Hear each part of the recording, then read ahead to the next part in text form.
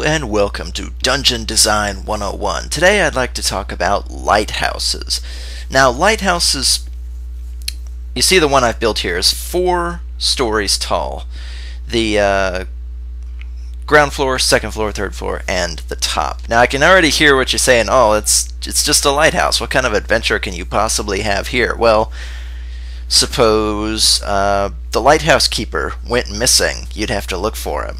Or suppose pirates took it over and were charging the local townsfolk double what it usually is, otherwise ships are going to crash into it. Or suppose it's haunted, or suppose there's, the new Lighthouse Keeper is really strange and stuff's going missing, or supplies are going there but nobody ever comes out. There's all kinds of different little scenarios to come up with on stuff like this, when at the end of the day it's, a 5-room dungeon, and it could be, out on a rock in the middle of the, in the middle of the bay, or it could be at the edge of town, or whatever it happens to be. But lighthouses make for some really interesting locations because they're simple, and at the same time you can build so much into them. So let's start on the ground floor and work our way up. So lighthouses, on average, and I'm saying this in big quotations, on average are usually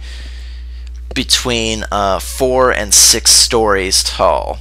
Now, you see the profile picture there, does that mean that every floor is exactly 10 feet? No. But suppose you're playing this in D&D or in Pathfinder or whatever setting you happen to have that is, medieval or dark ages or whatever it happens to be. Buildings that are more than 2 or 3 floors high are, usually a rarity. If it's not a castle or like a huge rich mansion, something like that, seeing like a house that's more than 2 stories, or a tavern that's more than 2 stories, people usually build down instead of up. You'll see like a basement, a ground floor, a second floor, and that'll be it. But seeing something that just towers over the surrounding buildings is unusual. And because a lighthouse needs to be tall so ships can see it, the flame at the top keeps them from running into the rocks, or helps them orient when there's fog or whatever it happens to be. It serves as a landmark, not only for the ships out in the sea, but also for people that are traveling, people that are in town. If there's a huge town attached to this, or if this lighthouse was on the edge of a city, you could orient yourself like a compass just by looking around. Oh, there's the lighthouse. So if the lighthouse is on my left, that means I need to keep going further north to reach Rose Street or whatever.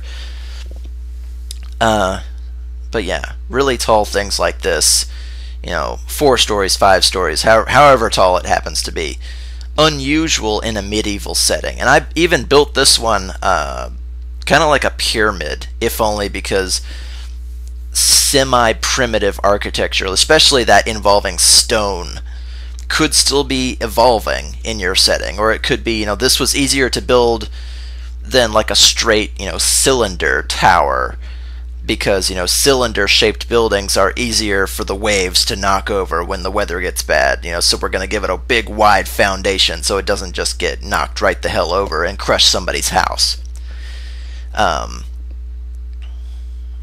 So anyway, you'll notice that there's a bedroom on the ground floor. You've got to have a place for the Lighthouse Keeper, and what's in the chests. Those could be books, supplies, food, tools, his personal effects. If this little outcropping on the ground floor, you'll notice it's the only way in to the lighthouse itself. There's no door on the ground floor of the actual shaft of the lighthouse.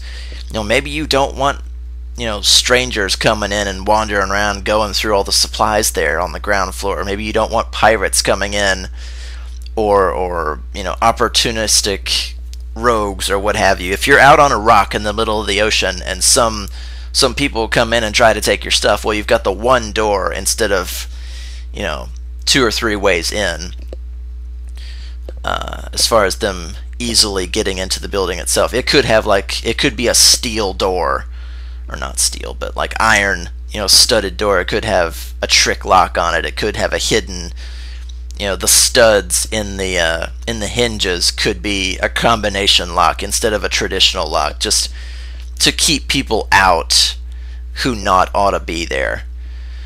And then of course you've got the bed in the corner. It would probably have a window. I don't know. Maybe not a window on the ground floor, actually, because then, what would be the point of having only one door? They could just bash through the window. But some form of ventilation. I guess you might leave the door to the shaft of the lighthouse open so you could get air into the into the bedroom. And you'll notice on the ground floor, there's not a lot to some lighthouses. Like, this one is arranged in floors, but some are literally just hollow shells with stair steps that just spiral up to the top.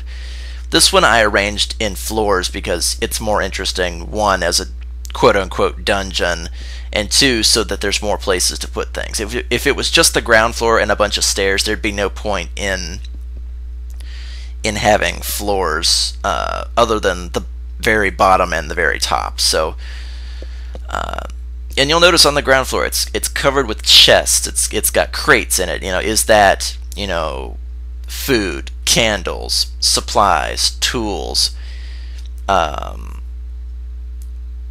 an extra lens or 5 for the tippy top lantern or whatever it happens to be at the top. Are there brick and mortar? Is there weapons in case this guy gets attacked? Does he have like a crossbow hidden somewhere just in case, or a sword, or whatever it happens to be?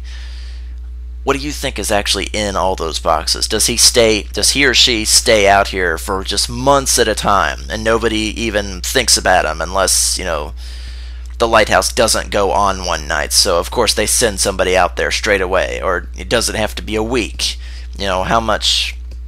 How often do supplies go in there if there's only 1 or 2 people running the entire thing? Because, being the Lighthouse Keeper could be a lonely job, so this guy might have like a stack of books and like a regular routine that he goes on throughout his day, and these crates don't get opened until he runs out of candles, or if, he might have extra supplies for food, for holidays, for one of the unique things that a lighthouse keeper could do is to color the flame at the very top. He might have like I think it's baron or boron, one of those 2 elements. If you throw it into a flame, it burns green.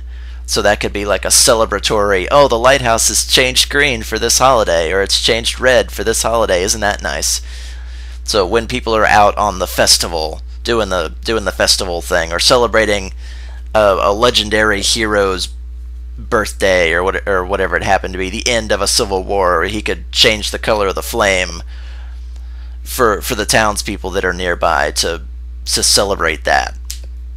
And the second floor I kind of had here just as like a sitting area, or even you could even have like something like a kitchen almost. You'll notice that there's windows on each side now. That's what the gray markings are. There's windows on each side, so that chest on the second floor could be a cold box, or even like an enchanted cold box. That's where he keeps all his more recent food that needs to be kept cold, like meat or whatever it happens to be, so he's not like eating jerky and dried vegetables all the time. And he's got a couple of extra stools in case there's a crew of 2 or 3, or whenever the supply guys come over to bring new stuff or check on him or whatever it happens to be. He's got a place to bring people should that happen. He's got a long table to eat around. It's just kind of just to humanize the place, because if it's just supplies and a little bedroom, it's gonna get lonely. B, it's gonna get boring, because once you've got things into a routine, routines tend to go faster and faster once you get good at them. And if you're maintaining something like a lighthouse, there's not a lot to do beyond making sure it stays lit and making any repairs that the ocean waves might do to the sides. Like if mortar and brick starts coming out, maybe you've got to mend that, or clean the lens if it's one of the spinning lenses type of lighthouse. Not a whole ton of crazy going on here, but it does make for an interesting setting. Like, suppose the lighthouse went out, and a week goes by and there's no ships, but the first ship that wanders by is going to get chewed up by the rocks. So you send an adventuring party out there, make sure he's okay. Oh, there's a big ship parked out on the edge of the bay. Might be pirates, might be oh, the ghost of the former lighthouse keeper is roaming the place, and he doesn't take kindly to other people hanging out in his fucking lighthouse, and he just like murders anybody that comes in past dusk and stuff like that. Lighthouses make for great like mystery locations, and you can leave blood stains, you can leave claw marks, you can leave like broken cutlasses in different places just to show what happened, and like nobody could be home at all, but there's like a blood stain on the ground floor, there's a broken sword on the stairs, there's a scrap of clothing in the kitchen next to a bag of salt, where the guy was trying to put salt on the doorways so that the ghost couldn't come in after him, if you're going by supernatural rules or whatever that happens to be. Trying to salt the doorways, and he got whacked before he could salt all the doorways and windowways. You could leave any number of like mysterious clues behind if there's nobody home at all.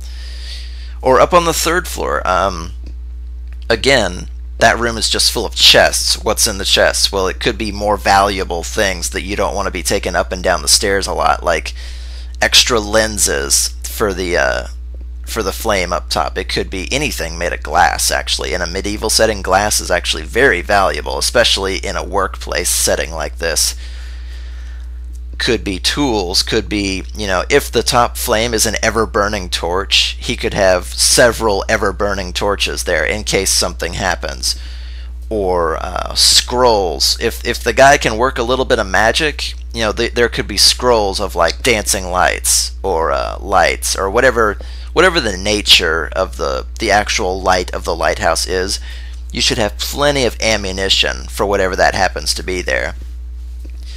And hey, that could be another reason, to go there is, hey, the Lighthouse Keeper is an old wizard, and he's, super peaceful, and he's just out there studying his magic shit and watching over the lighthouse, and he does divination magic for anybody who's brave enough to go out there and see him. But make sure you bring like a cake or something, because he's got a sweet tooth. Any number of things, because every evening he casts light on the tip of the lighthouse, and then when the dawn comes, he dispels the light, or dancing lights, or whatever it happens to be at the top. It doesn't have to be just a regular fire, in other words. And if you're playing in a magic medieval setting, that could be something interesting. Is it a glowing orb on a stick? What's so special about it? Is it a big sphere of glass that has a bright bonfire inside? Is it a light spell? Is it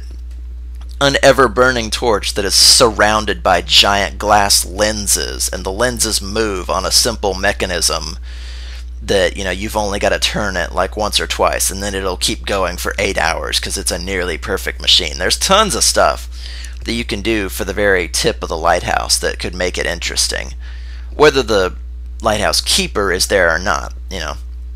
If you've played Darkfall Lights Out is a wonderful point and click adventure game where the setting is a lighthouse, and it has time travel, and it has historical stuff and different things like that, but the lighthouse is completely abandoned, so you have to figure out everything that has to do with it to begin with. That could be an interesting game, even if it's just for a duet game, or if you want to put ghosts in it, or pirates, or anything seaside